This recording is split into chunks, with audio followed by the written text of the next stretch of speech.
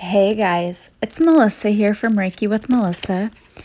So, the podcast that I'm going to do today is all about busy lives. And I was going to say busy women, but I don't want to count any men out who I know there are probably some men who listen to this podcast and you're busy as well. It's not about women. It's just about being busy.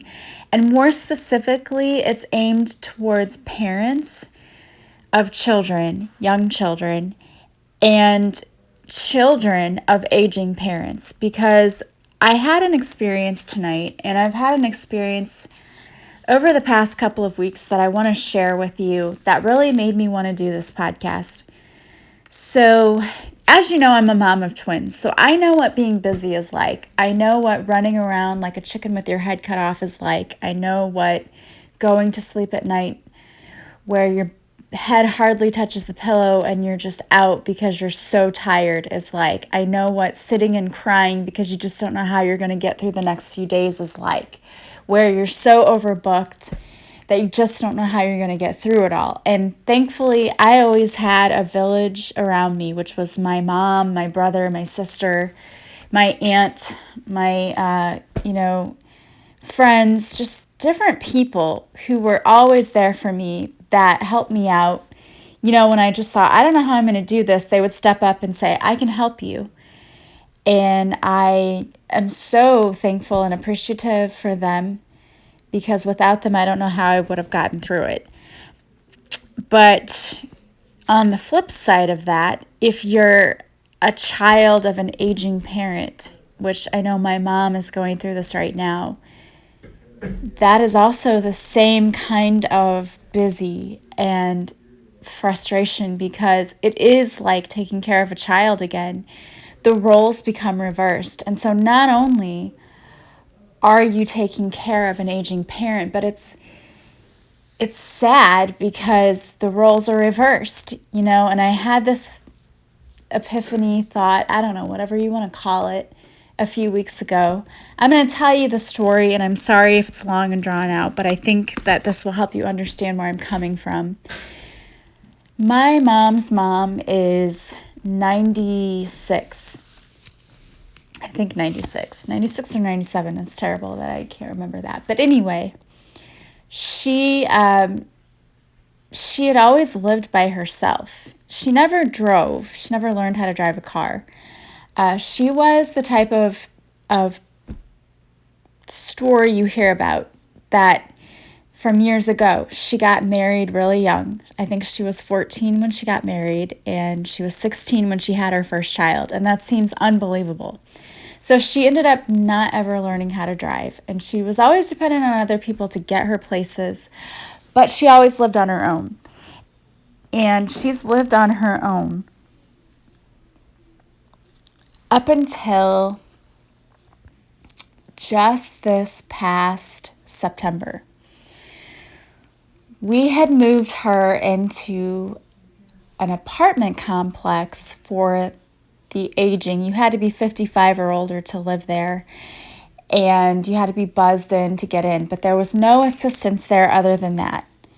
She lived there until September, and because she had fallen and broken her hip, and she needed rehabilitation, and she did well with it. This one of those things they would always say, well, she's not going to survive the surgery, maybe. Well, she's not going to do this. There's so many times where we thought she wasn't going to make it. She survived. She went through the physical therapy like a champ, but she went back to her apartment before she was really ready to be back there by herself. But she's stubborn.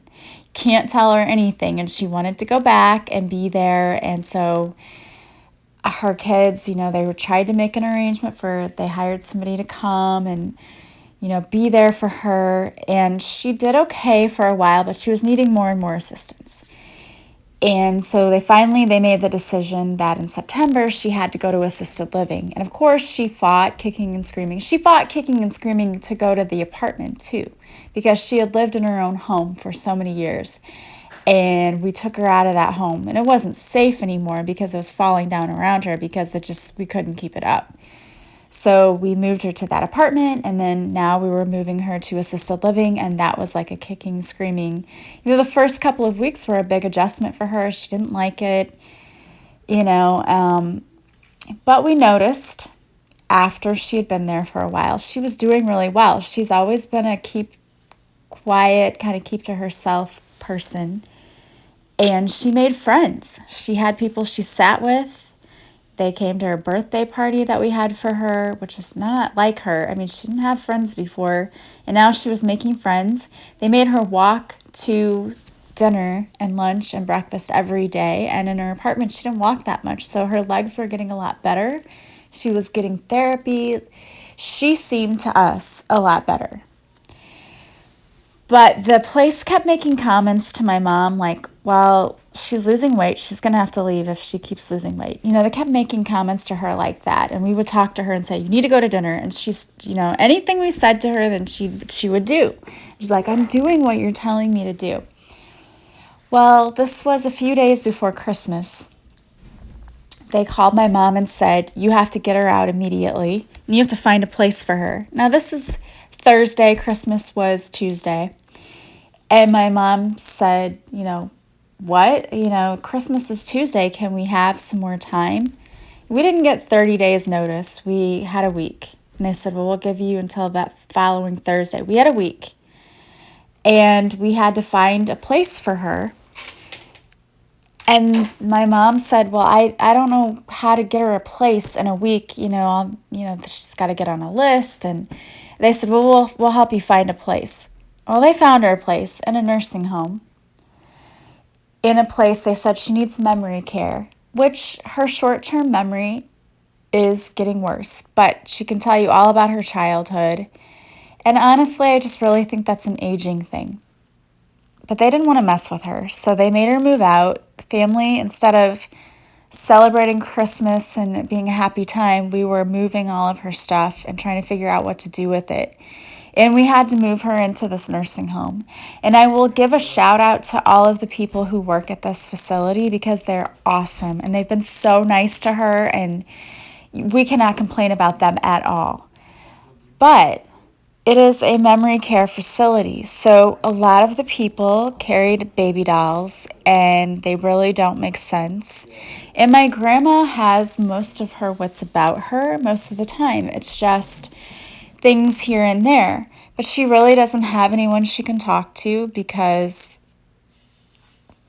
people don't make sense there. And I'm not belittling anyone by any means, but they're just on a different level there mentally, probably because their memory has progressed far worse than my grandma's. So they're just at different stages.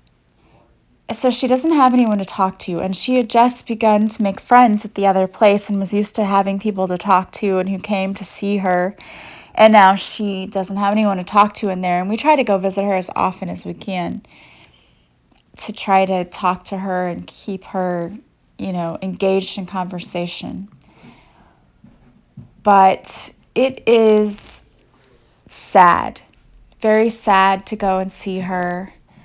And to know that that's really not the place for her, but there's no in-between place unless you have money, and she doesn't. She has Medicaid because, she didn't work much in her life. She was a stay-at-home mom, and her husband worked, and he was a coal miner for, I think, a lot of years, and, they just didn't have a lot. So she's dependent on the government for finding her a place to stay, and it's inadequate. And it's just sad, and it's a lot of strain on my mom because she's the main one who's had to oversee everything. And she has 4 siblings right now. She had 5 siblings, one's passed away. 4 that are alive, and 1 who really does try to help, but also has a lot of health issues herself. So it's really just down to them, and it's a strain on them a lot. And I feel bad for my mom because I can see the strain on her. And it's like the people who have young children, I see the strain on them. I remember the strain myself. You love your children, but at times it's like, oh, how can I do this? I'm so tired. But the sad thing about this story too is, as I went to visit my grandma, we just went tonight to visit with her, and we sat with her while she ate dinner. And it was just sad because she would talk to us and say, these people in here, they don't understand what's going on. So she has enough sense about her to know that she's different from people there. And she also, we went to tell her goodbye, and she grabbed my hand and said, "You have to get me out of here. I'm going to go crazy if I stay in here." And that just it hurts your heart, and it kills you, because if I could take her in and take care of her, I would in a minute. But I'm a single mom and I work, and she needs somebody to have 24-hour care, and I don't have an extra bedroom. It's the struggle of, what do you do? What do you do? And you have to look at her and just say, it's going to be okay. And, she has to stay there and there's no other place. It's heartbreaking. And I know that many of you that are out there are probably facing the same kinds of situation. And they just don't understand. And I watched tonight as my mom fed her, because her sight is getting worse and she can't see to feed herself. She tries, but she's dipping the spoon in her soup and not really getting anything because she can't see that there's nothing on her spoon. And then even tonight she said, "I ordered soup, but I don't know what they gave me." And it was chicken noodle soup. My mom telling her, "This is soup, Mom," and her not understanding. And it's sad and it's heartbreaking. And I know that there's so many of you out there who are also dealing with this. You're busy either as parents or as caretakers of your parents. And it's sort of the same thing, because when your kids are little, you do everything for them. And when your parents become older and they need care, it's like having a kid again. And it's worse though, because you're used to them taking care of you, and now those roles are reversed, and it's sad. But I can tell you, a few weeks ago, I went to visit my grandma, and I was sitting with her at mealtime, and she was stabbing her fork into nothing because she couldn't see that nothing was attaching to her fork. And so I had to put the fork in the food and put it up to her mouth and feed her. And I felt bad in a way, because I thought, I don't want to embarrass her that I'm feeding her. And then in a way too, I thought, this is so weird, because she did this for me when I was little. I can remember my grandma feeding me and, providing for me. And now the tables are turned and I'm doing that for her. And it's such a strange feeling. So if any of you out there have gone through this or going through it now, I sympathize, because it's tough. It's very tough. And the whole reason I wanted to do this podcast is just to let you know that those of you who are busy being parents or being caretakers for your parents, know that I see your struggle and that it's going to be okay. And I wanted to do a meditation with you to help you relax and ground yourself, because you have to take care of yourself. And when it is the responsibility for you to take care of others, either your children or parents, that's so much responsibility placed on you. And it's such a burden. And I don't say that in a negative way. I just mean that it is a stress for you. And even though you love doing it, I love being a mom and I love being able to help with my grandma, but it is still stressful. And you need to be able to relax and release from that, because you have to take care of yourself first. If you don't take care of yourself, then you're not doing them any good. And I think about my own mom when I say this, because I see the there's so many emotions there. The hurt, because she thinks that her mom thinks that she put her there and that she's to blame, and she's hurt by that. I see the frustration because she knows that she really doesn't belong in that setting, but there's not a better setting for her because they don't, no other place we could afford or would take her insurance. And I see the exhaustion because she goes from her job. She's supposed to be retired, and this woman works more than I ever will. She subs and is doing a long-term sub position, and then she goes from there to visit my grandma and then sometimes to a second job. And I don't know how she does it all, honestly. And the burnout is real, and it's there. And I know from other people who are also having to deal with their elderly parents that it's a very real thing. And it's a very real thing with children too. It's easy to become burned out, but I wanted you to know that I see you. I know what you're going through. I understand, and it's going to be okay. It's going to get better. And I want to do a prayer for you to help you, and I also want to do a guided meditation. But I pulled a card for you really quickly. I wanted to give you a message from Spirit. And the card I pulled, it is from the deck Butterfly Oracle Cards for Life Changes. It's by Doreen Virtue. And I know that some people have mixed feelings about her because she suddenly changed her views about tarot cards, but my belief is they're still useful. They still have messages, and we're just going to go ahead and go with that. And the card that I pulled is called Heavenly Signs, and it says, have you been seeing a lot of butterflies lately, dear one? This card comes to you as one of many signs you're receiving from above to let you know that you're loved and watched over. Heaven frequently dispatches butterflies to signal that a passed-on loved one is happy and sending you encouragement. Additional signs may include birds, feathers, and rainbows, or something else in nature. Or your signs might involve coins, music, or other human-made items.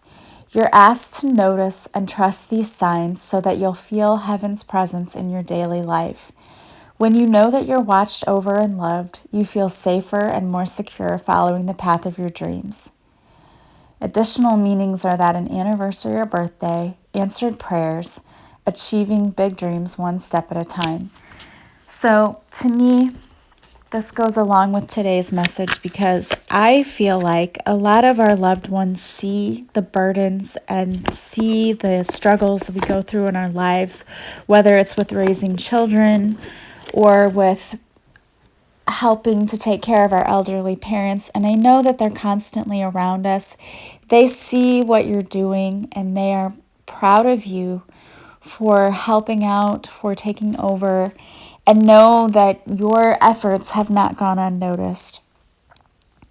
So keep being the strong person that you are, and know that you can always call on your spiritual team for help. But remember that self-care is so important. It is so vital for you to take care of yourself first, because we can't help others. We can't fill others' cups when our cups are empty. And I'm a firm believer in that. So I wanted to do a quick prayer with you. If you're a parent, if you are taking care of someone who is elderly, even if you just have a lot of responsibilities in life and you're feeling overwhelmed or overburdened, I want to do a quick prayer with you to help you, to ask our spiritual team to come in and maybe lift some of the burdens from you. And then I want to do a quick meditation with you to help you relax and get grounded. And the meditation you can pause it and go get yourself relaxed. You could do it before bed or just anytime you need a little break. But I really felt the need to just tell you that I understand how difficult it can be and know that you are doing the best job that you can do. And don't let people make you feel bad or judge you for the type of parent you are or for how you're taking care of your parents or elderly loved ones. We are doing the best that we can. And that's all you can do. And I know that it is not easy, but I know that you're doing your best. So I'm going to call in Archangel Michael to be with us here to help give you strength and to protect you.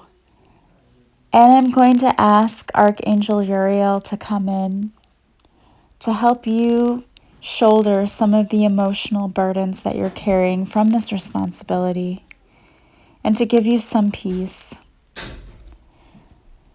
So if you want to close your eyes now, or if you're driving, don't close your eyes, please, but you can just follow along. Archangel Michael and Archangel Uriel, we ask that you would come in and be with us as we are caretakers, either for our small children or our aging parents, or both. As we travel throughout our busy lives and our busy day, we ask that you would surround us, protect us, and help us to see that we're doing the very best we can. Help us to be easy on ourselves, gentle with ourselves, and to know that we don't have to be perfect. We just have to show up. Help us to find peace and quiet in the moments when possible, and to know that all will be well. Thank you for being with us. Amen. So now I'm going to do the guided meditation. If you are not into the guided meditation, you don't have time, you can come back to it later. If you're driving, you can listen along, but certainly you obviously can't do the meditation where you have your eyes closed. You can listen to it, but you can come back to that later. If you need to pause this to go find a comfortable spot, you can either sit up or lie down. It's totally up to you. This is a relaxation meditation. So if you want to lie down, it's fine. If you fall asleep, it's no big deal. So go ahead and pause this if you need to find a comfortable spot. All right, I want you to focus on your breathing. Take a deep breath in, and as you breathe out, I want you to let go of any worries, any problems, any stress. Just let it go. And again, take a nice deep breath in and breathe out any worries, any problems, any stress. Just let it go. And again, another nice deep breath. Breathing out any worries, any problems, any stress, just let it go. I want you to continue focusing on your breathing, noticing the rising and falling of your chest as your body becomes more and more relaxed. Your shoulders are relaxed all the way down your back. You just feel so super relaxed. And now I want you to imagine that you've just walked into the beautiful forest. There are beautiful trees everywhere. You hear birds chirping. You feel the sun shining on your face. And you can feel the cool, soft grass beneath your feet. And you notice that there's a beautiful path. And I want you to make your way on that path. You're walking along the path, feeling a soft, cool breeze on your back. Just taking in all of the beauty of this forest. You smell the beautiful trees and flowers, hearing the birds chirping. Your body feels so very relaxed.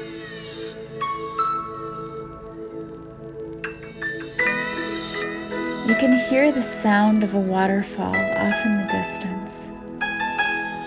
I want you to make your way towards the sound of that waterfall.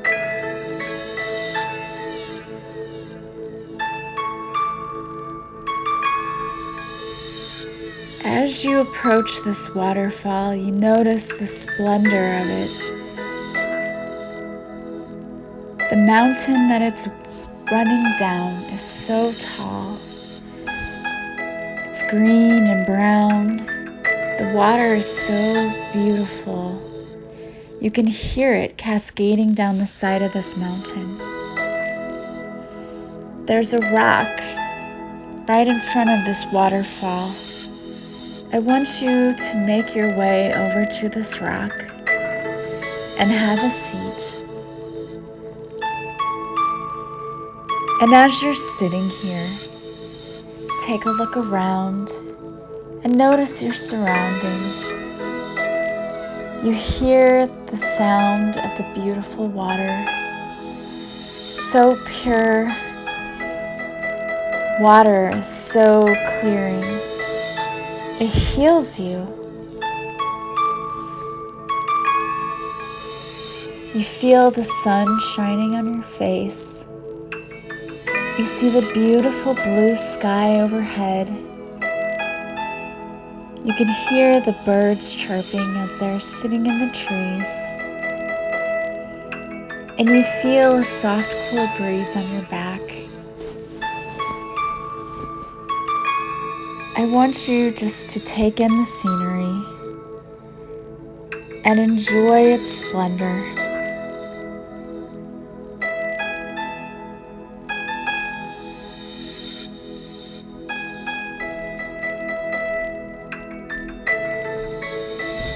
You notice that a deer, a beautiful, majestic deer, is walking towards you on this path.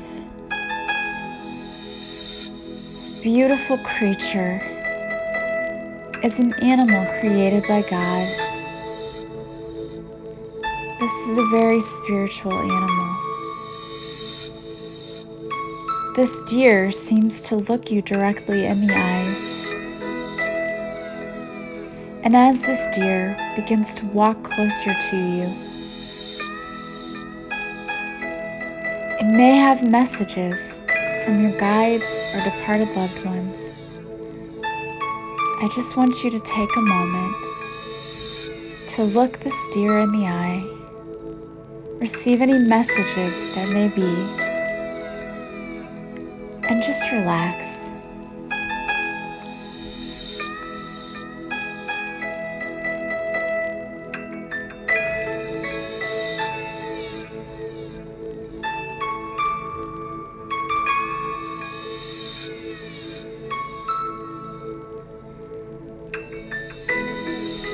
And now you get a sense that you are in the presence of the divine. And the divine wants you to know that you are one with the divine. You are a beloved child. You are truly loved and blessed. And the divine is so proud of all the things you've accomplished, for always taking care of others. But the divine wants you to know that it's so important for you to take care of yourself. Be kind and gentle with yourself, for you are important as well.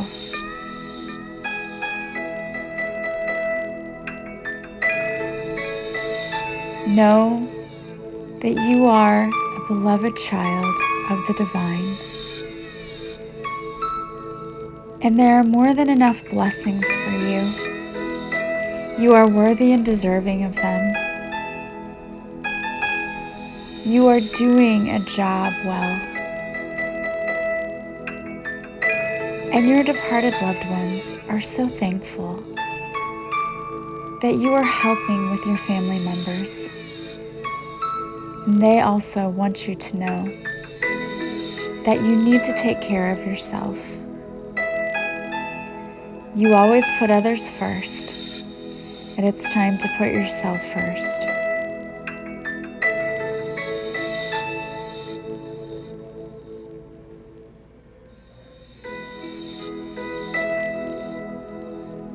The universe is proud of you and loves you very much and wants you to know that you are deserving of love and abundance.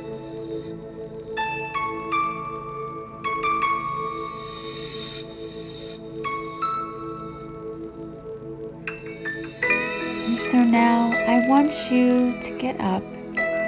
You're going to make your way back to the edge of the forest. And as you make your way back on that path, take another look around and take in the beauty and splendor of the forest, noticing the beautiful trees and flowers, smelling their fragrance, hearing the birds chirping, feeling the sun on your face, hearing that beautiful waterfall.